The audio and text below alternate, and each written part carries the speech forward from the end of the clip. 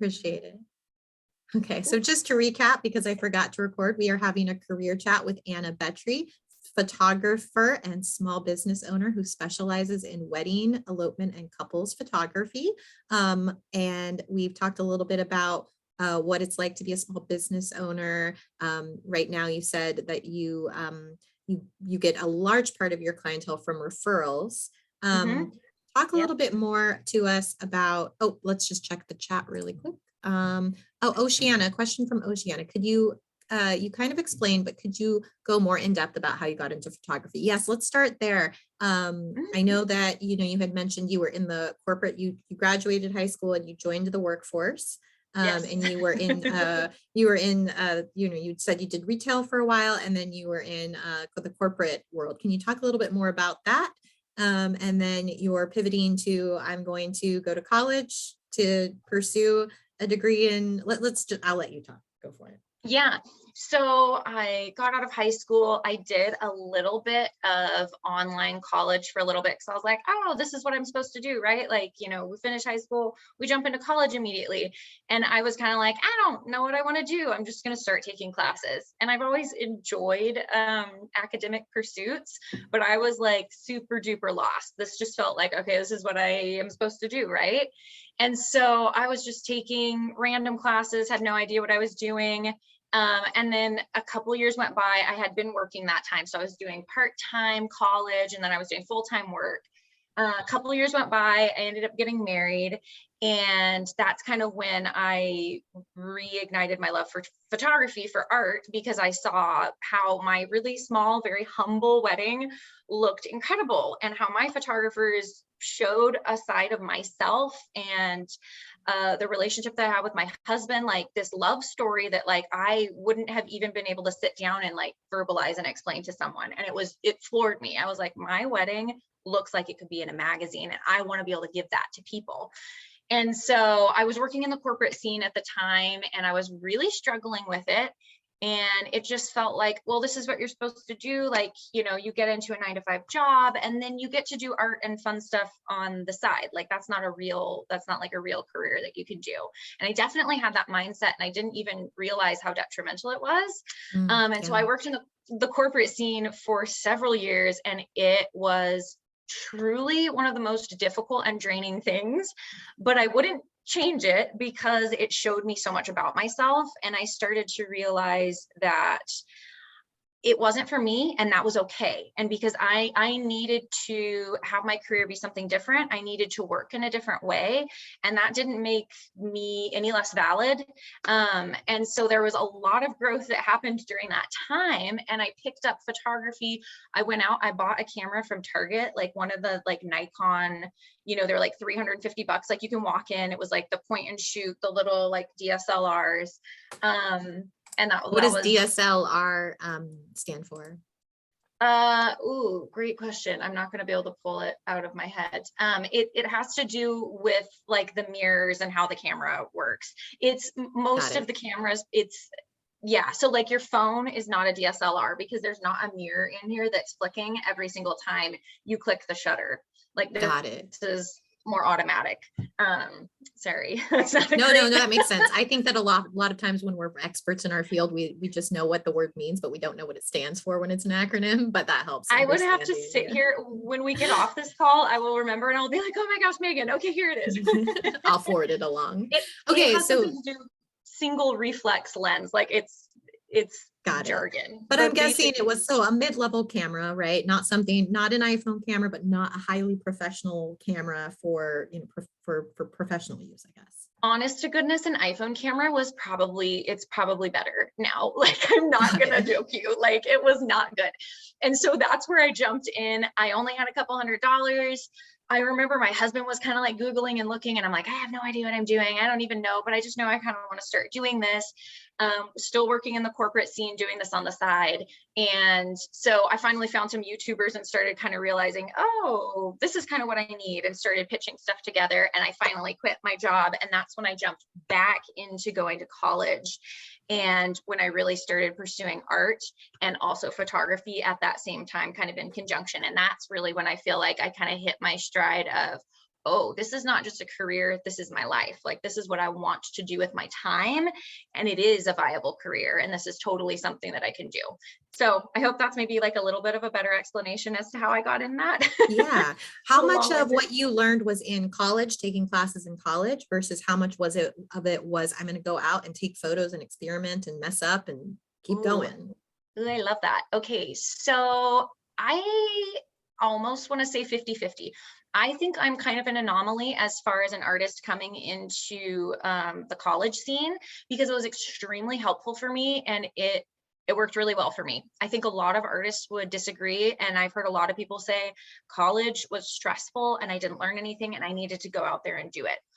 I went to college with the intent of I want to pursue my artistic self and I want to grow personally. It wasn't just I'm going to come out at the end of this with a piece of paper that allows me to do my job. This was something that I was like, I need to put the work in to personally grow myself as an artist and explore. So I feel like I had this amazing 50-50 of during my college career, I was going out, I was asking friends, I was asking friends of friends, I was shooting for free, I was photographing literally anyone that would stand in front of my camera.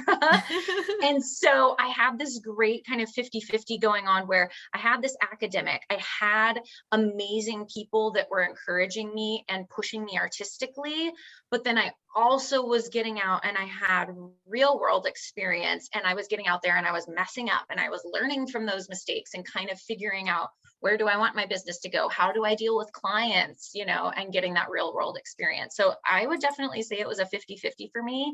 And it's just a personal choice.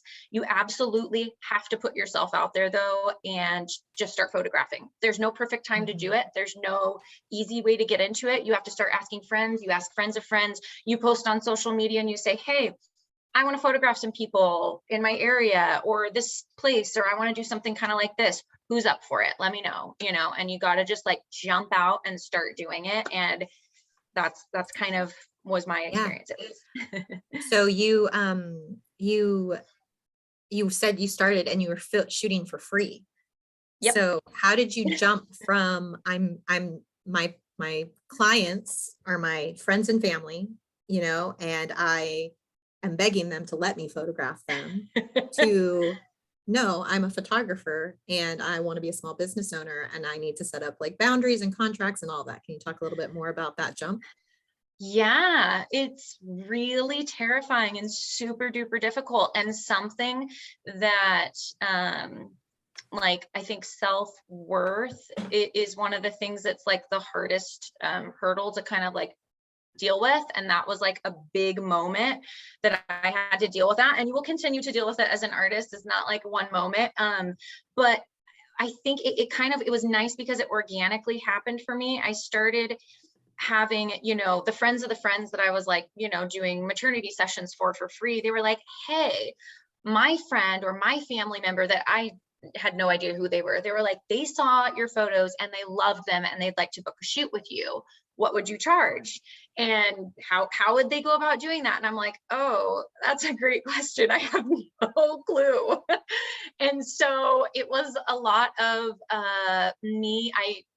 One of the biggest helps to me was I reached out to a local photographer, and I remember seeing her website and thinking, oh my gosh, this is the only decent photography website that I saw in our little tiny town that I grew up in. And I reached out to her, and I was just like, hey, will you chat with me? Will you talk to me? Will you walk me through some of how you do what you do? I have no idea what I'm doing. This is where I want to go. And miraculously, she said yes. And we had coffee and we're still friends to this day. Oh, that's awesome. And she was someone who sat down and really just kind of helped walk me through some of the basics of like, hey, this is kind of how I deal with my clients, or, you do need to have a contract. You need to know these things. And so she kind of helped make that jump into charging clients a little bit easier. It was still very, very uncomfortable because I had all of this feeling of like, am I worth it? Am I like lying to people that I'm a photographer? Like I'm saying I'm a professional photographer now. And I'm like, I don't have the skills or experience. And it was just, it's a matter of, you have to jump out there and believe that you have something to offer people, because you absolutely do.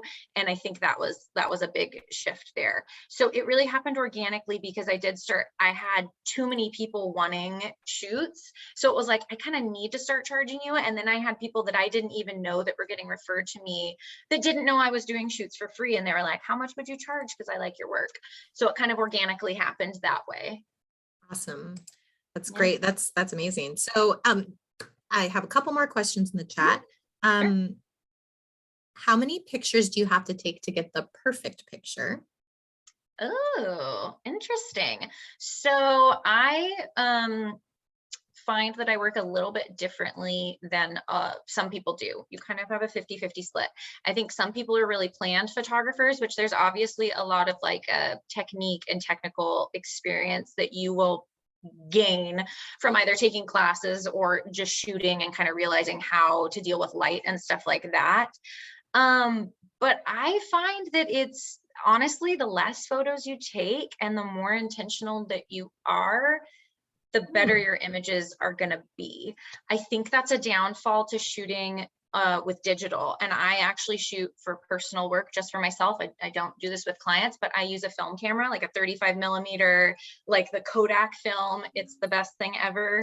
I highly recommend going out there and messing around with one. Google it, chat with me later. I will help you. It's so much fun.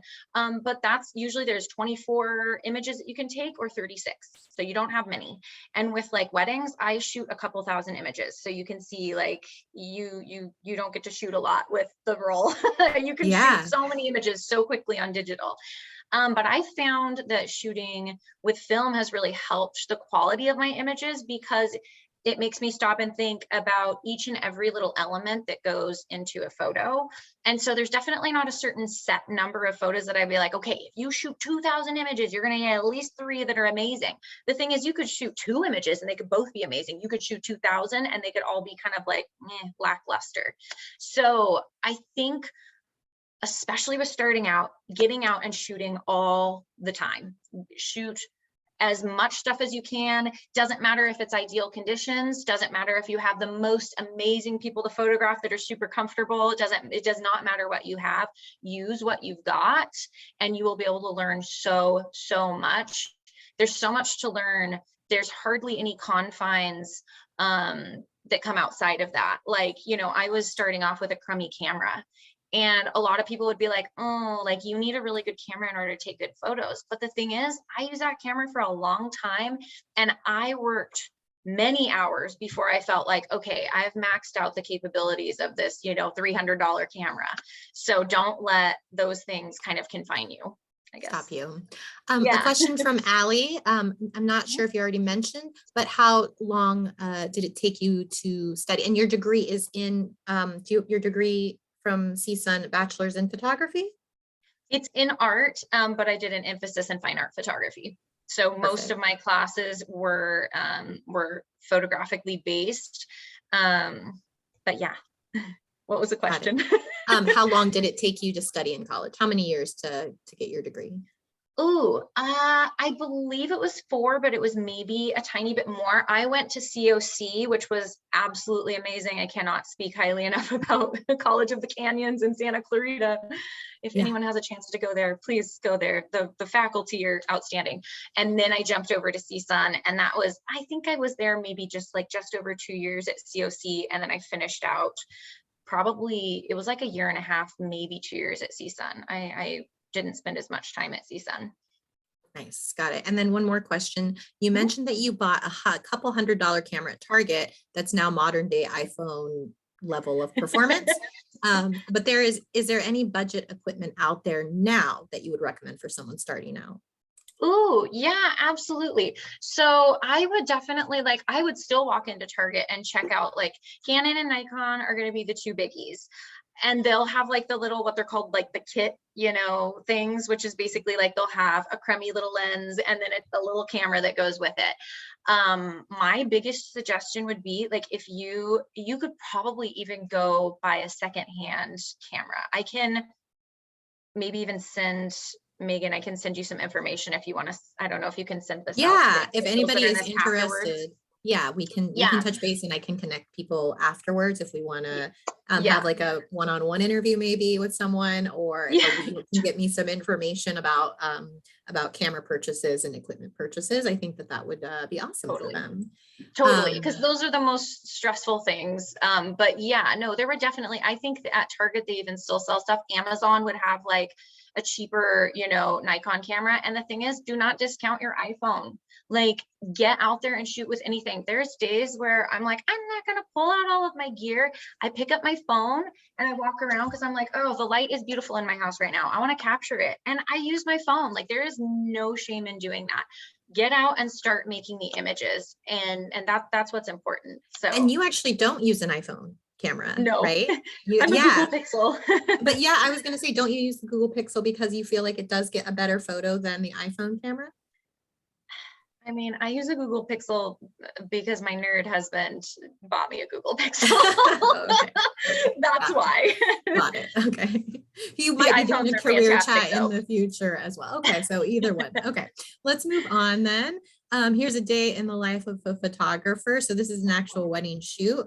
Come talk a little bit more about like the elements of a photo when you're taking a photo. You Ooh. said lighting earlier.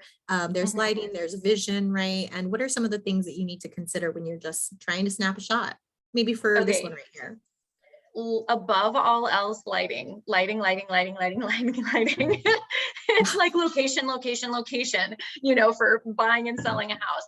It's lighting. Like, you can take a photo of a pile of garbage, literally, and people think I'm kidding. I'm like, no, no, no, no, no. Like, if we were in a pile of garbage and it was the right lighting, y'all would look stunning, and you would be like, oh my gosh, we could be in Vogue. That's the Yeah. biggest thing you have to think about. And that's one of the difficulties of shooting weddings is I don't have control over when everything happens, how many people there are, where can I fit them, and like this photo down here that you can see me, it's a group photo. It was getting dark. And I was like, okay, guys, let's go, Chop and chop. so chop. So you have to learn to work with those confines. You learn to work with different kinds of light, like harsh light. A lot of people, when you first start off, are really nervous to deal with harsh light because it's more finicky and you can get, funky shadows, and you're like, this is not cute. That's why a lot of people like to shoot either with sunrise or sunset, because it's very forgiving, like The very, very golden forgiving. hour, right? Golden hour, yes, which is fantastic. But yeah, lighting is number one. I think after that would be composition. The rule of thirds, if you kind of break up your image into I will send a diagram of this as well Even with here, the, you can kind of see it, like you've got a third of like yep, a third is yep, the green, and then another third are the yep. people, and then you've got another third are the chairs here. And you didn't take this picture. This was someone taking a picture of you so it's a Yep. meta photo of it. Yes, But it is. It was my second shooter. He's very talented too. So nice. Yeah. And you can even, is it thirds? It's thirds on horizontally, but is it also vertically? Do you have thirds? Because I yes. can see here we've got like the chairs, you and the Mhm. chairs. So we're breaking it up into thirds as well. Okay. Yes, so that's an easy way to know. And basically what that means is, imagine a grid, which you can actually, in a lot of cameras, like you can probably do it on your phone, you can have it pop up a grid, and the most interesting points that our brain want to go to are the intersections. So like, if you have lines going this way and you have lines going this way, where they intersect, right here, right here, right here, right here, those are going to be the most points of interest for your mind. So if you kind of like, say I'm sitting here and I'm the rule of thirds, you might want to have one of those points of interest be like near my eye or something like that. So having that like negative space and kind of knowing how to frame up your image would probably be the second thing, but lighting above all else. Like, you can take a picture of your feet and make it look good if the light's right. Yeah. And we had a comment in the chat saying also the angles, right? Which is that Yes. part of like the rule of thirds, or is that something different? So the rule of thirds, it doesn't matter what angle you're at, it's just how you're framing up your image, Mhm. if that makes sense, Yeah. like where your subject is in your frame. Angles are great though. I actually shoot, you can see I've got a camera hanging off of my strap. I always wear a harness and I shoot with two cameras for multiple reasons, but I actually shoot with what are called prime lenses. They do not zoom in and out. They're not telephoto lenses. They're fixed at a focal length. So if I want to get closer to something, I have to walk closer to it. And I have found that that actually helps me shoot a lot more dynamically, like that individual is saying, with a lot different angles. So you get more interesting images. And that's just personally for me, but that definitely helps, get down on the ground, stand up higher, move around your subjects. That really helps with interesting images too. Awesome. Thank you. Okay. Well, let's move on and we'll look at some more photos and ask some more questions. So Yeah. we kind of already know what motivates you. And what do you do when you want to give up? And what was your hardest professional obstacle to overcome? Okay. So let's see. What do I do when I want to give up? There's a couple of things that I try to do. The first thing is I really, really try and remember why I do what I do, because, I already talked about why I got into photography, but remembering why I love it so much is something that helps me push through the tough stuff, reminding myself of that, reminding myself of all the amazing clients I have and how I've really truly changed people's lives and been able to impact them. That is something that will kind of reignite and rejuvenate me and really help me to push through tough stuff. Another thing is, I think as artists and, artists that are then doing it as a business as well, we are really putting a little piece of ourselves out there every single time we take a photo, we draw something, anything, whatever kind of art you're doing, you're putting a little bit of yourself out there. And so people will critique that, and that's just how it is, and it's really difficult. And so you can kind of get beat down sometime and be like, why am I even doing this? Because people are, even if they're not meaning to be stinkers about it, you're just like, oh, okay, well, that kind of felt crummy. Like, that doesn't make me feel like my work is, impactful for anyone. Sure. And I think one of the biggest things that helps me push through not wanting to give up is reconnecting with what I love, reconnecting with photography, reconnecting with art. So doing something for myself and for no one else, because so much of what I do is for my clients. It's hard not to feel drained sometimes. So I will pick up, like I talked about my film camera, that is something I exclusively do for myself. I have not incorporated that into my business. And it's a huge way that I fulfill my artistic and creative expressions.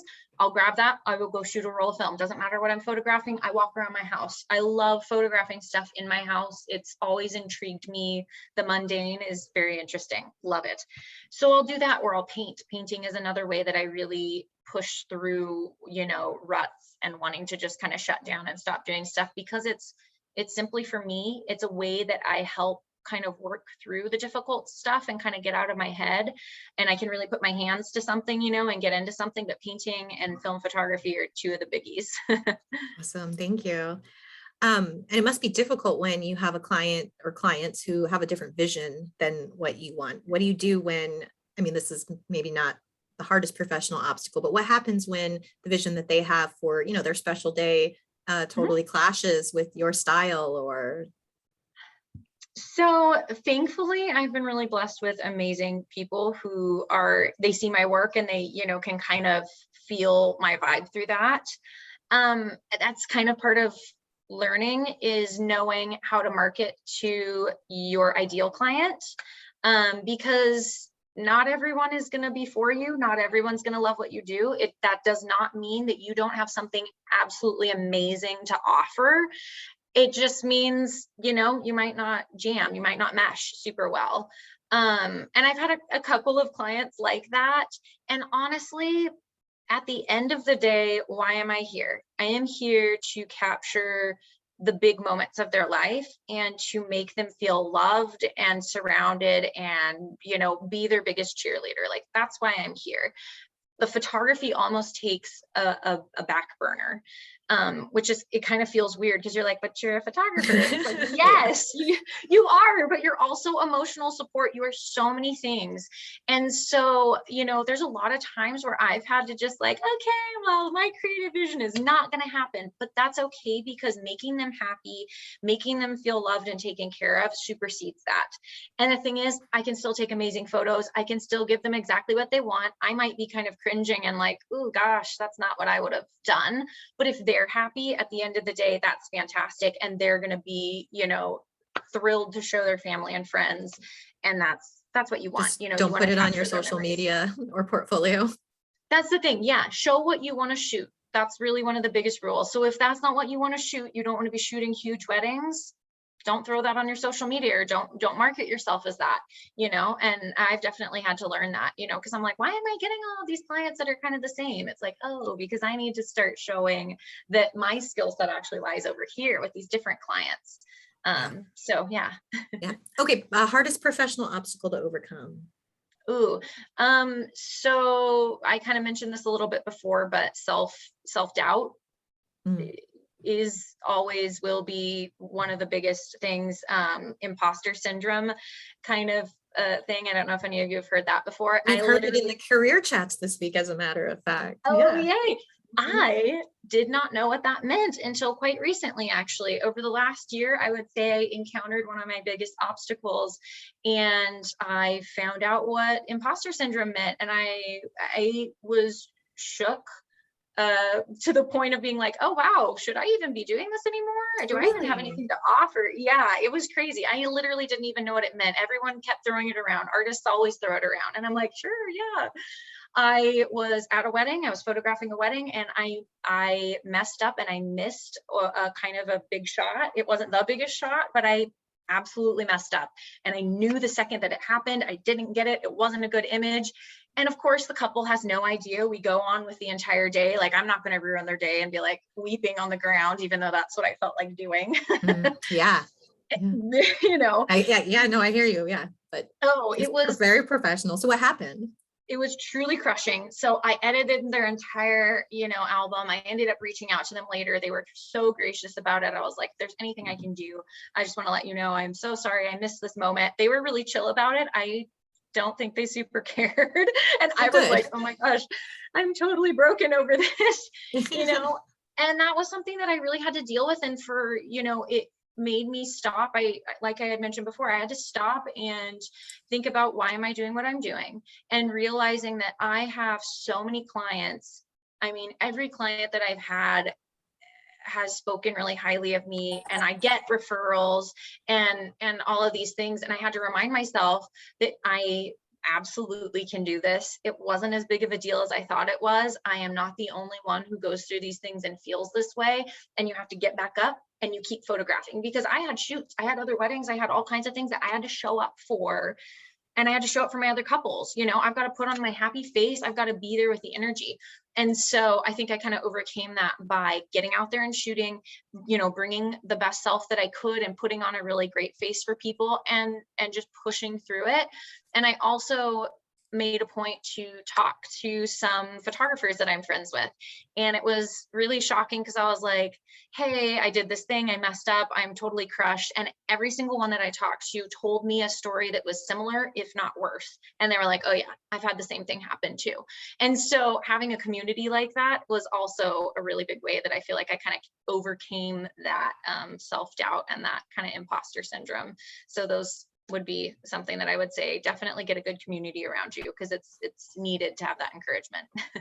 Thank you. We have been hearing that all week, and I appreciate that you touched on that too, because every single person that we've talked to across a wide variety of industry sectors have all said the relationships that you build is the most important thing Yep. for success. So Yes. so let's talk a little bit more. Oh, here is this is a different subway shoot. Yeah, that was the first one that I did. That was actually a styled shoot that we had with this couple, and those are two photographer friends of mine that we were just kind of messing around and having fun. The photos on the right side, I wanted to show. I also do self-portrait work, and that's me and my husband. I always take our Christmas card photos. Yeah, yeah. And I've done a lot of self-portrait work, because I kind of started doing that because sometimes there were people that wouldn't pose for me. And so I'm like, well, I'm not going to let anyone or anything get in the way of me making images. And so I started setting up a tripod, and you can see my hand there. I'm clicking the little, it's a shutter release. So basically it's doing the equivalent of your finger pressing the button that takes the photo. Yeah. And then I was wanting to put the bottom image there to show what my stuff kind of was coming out like. So you can take That's photos awesome. anytime, any place. That's awesome. And then was that Benji capturing the top one? Yes. Yes. Oh, all of his were garbage. It was totally fine. I was like, none of these are usable, but they're cute behind the scenes. But they show behind the scenes, so that's great. Yeah. All right. And then, oh, this is a beautiful photo too. Oh, thank you. What life lessons has your work taught you? Where do you see yourself in 10 years? Ooh, okay. Let me think. So I feel like I kind of mentioned this a little bit before, briefly maybe, but I think one of the biggest life lessons that I am still learning is you don't have to be the best. And that sounds kind of weird, but it was something that I kind of learned at the beginning of my college career when I got in and I felt like, oh, I don't really have a lot of innate talent, but I want to be good at this. Like I want to be great at this. And I kind of started looking around and comparing myself with other people, and I started getting really discouraged, and it was super crummy, and I'm like, oh my gosh, my dreams are falling apart, like I'm not good enough to do this. And so It was never true. Yeah. Precisely. And I ended up it was one of the first, it was like 124A. It was like a drawing class. It's probably a class that a lot of you have taken or will take. That's like one of the really basic ones. You go over a bunch of different stuff, nothing to do with photography, but it reignited my love for art. And I remember at the end of the class being like, I asked my professor, she was really, a difficult professor, but I loved her very much. And I knew she'd be honest. And I said, hey, do I have enough talent to do this like as a career? Like, I don't even know what I want to do hardly, but like, do I have enough talent to do this? And I remember she instantly turned around. She did not skip a beat. And she told me 10% is talent and 90% is wanting to do it. And that has stuck with me forever. And it's something that I want to scream from the rooftops because it's so true. We all have 10% capability in ourselves to go out and do what we want to do. It's a matter of wanting to do it and putting in the time to do it. And I think that's one of the biggest things that I've learned, through just my journey with art, but also photography, that you really are, not to sound like Disney, but you really are capable of whatever you want to do. It's a matter of you following those tuggings inside of you. And you're like, oh, I kind of think I, for some reason, want to like go over here and explore this or that. We all have that 10% capability of doing it. So it's the 90% is you want it enough and will you go out there and put the time in to do it. And so I think that's one of the biggest lessons that I've learned that is still impactful for me. And it kind of helped me get past this idea of I want to be the best. That's not even hardly a thing. Being the best is arbitrary. Everyone has a special voice and a place at the table and the capability to do and be what they want. So I don't know. I hope that kind of no, that's beautiful. Yeah. Thank you. I want to know do you see yourself in 10 years, but I also want to point out that this photo, as I was noticing, kind of looking at it more, this photo really like screams to me like what your style is all about. And one thing that I was trying to analyze and think about is that like you have like a really amazing ability to shoot. You mentioned lighting, and there's so much light in this photo, but then the background is also so dark. And I feel like that is one of like your specialties of having like really bright, but yes, bright, moody photos. So I just wanted to kind of point that out for the fans. So where do you see yourself in 10 years? Ooh, I love this. So I think one of the exciting things about being an artist and owning your own business, all the difficulties that come with that, there's a lot that goes into that. But is the fact that I can morph my business to whatever I want. So, I'm talking about that, listening to that tug inside of you.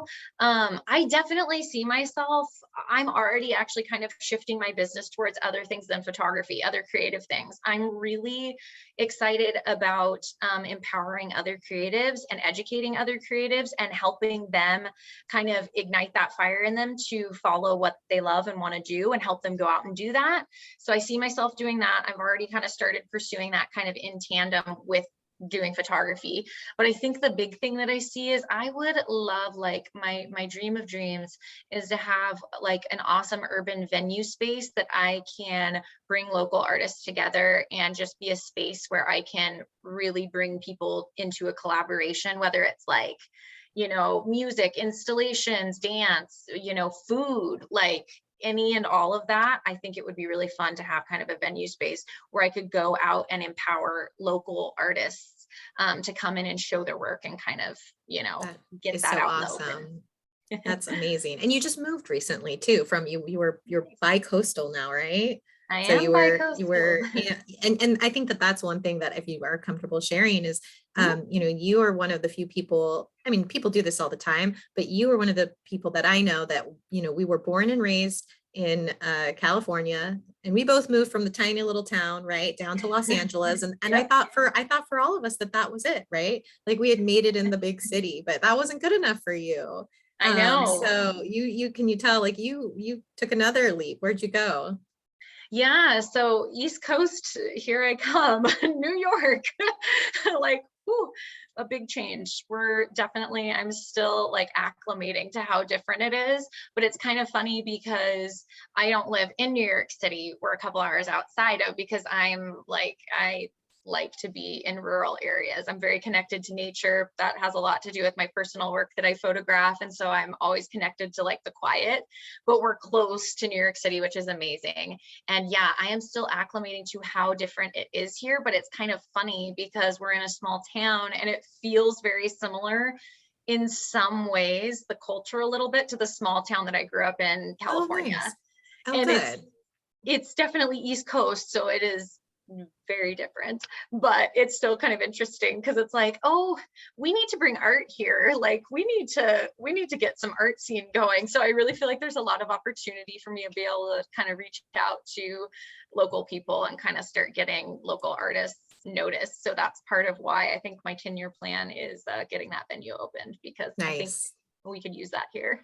That's awesome. That's great. Okay. So we will go into questions. Does anybody Yeah. else have any questions? Oh, one person wants to know where was this photo taken?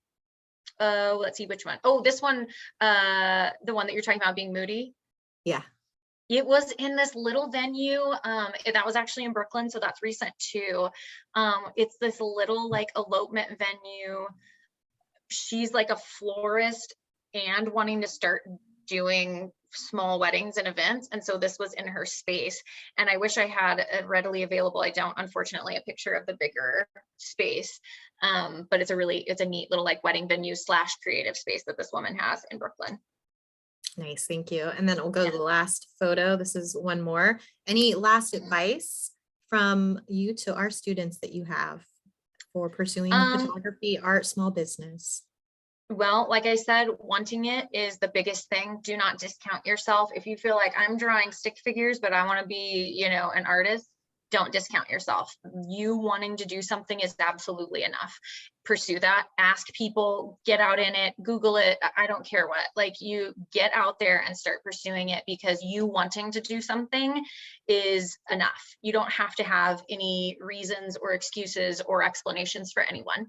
So that would be one of the biggest things. I think the other thing is get comfortable failing. I think failing is a bad word because we think it's a bad word, but it's not. But get comfortable putting yourself out there and being okay with the fact that your work might not turn out like you envisioned it, and that's okay, because it doesn't mean it's bad and it doesn't mean you're not learning. So often I look back on work that I thought was garbage and I'm like, oh wow, that's more relevant now than some of my current work. So I would definitely say get comfortable doing the scary stuff, because it's going to pay off in the end, whether that's putting your work out there for people to look at, whether it's starting a new hobby or a new career or path that's scary, whether it's reaching out to someone, like I did with that photographer who's now my friend. Any of those things, start getting comfortable doing that, because it's going to be where the biggest growth happens. And then I also think following your gut. If you have a tugging to do something, go do that thing. Do not regret not doing that thing. I feel like the most I have regretted stuff in my life is when I have not listened to that little inner voice. And I've doubted myself and discounted myself from doing something. So follow your gut. If you want to go do it, go pursue it. And then also surround yourself with people. We kind of talked about that. Surround yourself with people that are going to hold you up and encourage you, but also that are going to challenge you, because you need people to challenge you as well. And kind of start noticing the people that maybe doubt you a little bit. If you can, silence those voices, because you don't want to get pulled down by that. Make Yeah. sure that you surround yourself with people, like I said, not people that are going to be toxic positive, but people that genuinely are going to uphold you when you are weak and you need it, and also a place that you can uphold them. It's a two-way street. There's Yeah. definitely in the art industry, there should be a lot of generosity of our knowledge and everything in our encouragement. So those would be my big points to Thank hang on you. to. That's great. Okay, we got about 2 minutes left before our session is over. Do we have any last questions from the students before we let Anna go? I have a question. I wanted to know how you were able to grow like your editing skills. Ooh. That some people are not very tech savvy, so I just wanted to see what helped you understand how all that works. That's a great question. So the fun thing is I am also not tech savvy. So you're good. You're good. I struggled through that for a little while, and I definitely have followed some photographers on Instagram, and I was like, wow, I really like their work. And so I started seeing a lot of people would say that, and they actually ended up making their own Lightroom presets, which I don't know if you've worked in Lightroom, but if you don't work in Lightroom, start working in Lightroom and like put Photoshop on the side, because I think we're all like kind of used to Photoshop, and it's really scary and terrible in a lot of ways. It's amazing, but it's daunting. So Lightroom is a great place to start. You can get presets, is what they're called. And so if you find a photographer that you like, Google around and see if they make a preset, or if they say what preset that they use. Snag that and start messing around with it, because you can really change it. You never want to one-to-one mimic someone's work, because your voice is so important. But it really definitely helps me. Like I use a preset on all my images, so you can kind of see my tones are similar. Like, oh, I have a warm style, it's kind of darker. And part of that comes from practice, part of that comes from using a preset. So I have that consistency, but that definitely really helps. And I think the other thing is find education that's helpful. There's a lot of photographers that do online workshops, or they have pre-recorded videos that you can spend a couple $100s and pay for. I am here to help as much as I can. Definitely, yes, definitely educate yourself as much as you can. I am doing these online workshops all the time, and I'm actually rewatching some that I have, and that's been actually a huge way that I've kind of helped. That's helped me get through that technical block, because I get overwhelmed. There's too much that you can do in all of these programs. You kind of need to just hone down and start working with little bite-sized pieces. And those have been some good ways that I've been able to do that too. But I would say start with a preset. You will be able to do so much from there, and you will feel like, oh, I'm creating more consistent work now, and it will help fuel you. You need those little wins. So that's where I would start. Thank you. Any other one last question? Anybody else? Thank you so much, Allie. I appreciate you unmuting yourself. Yeah, thank you. Okay. All right. Well, I'm going to stop the share.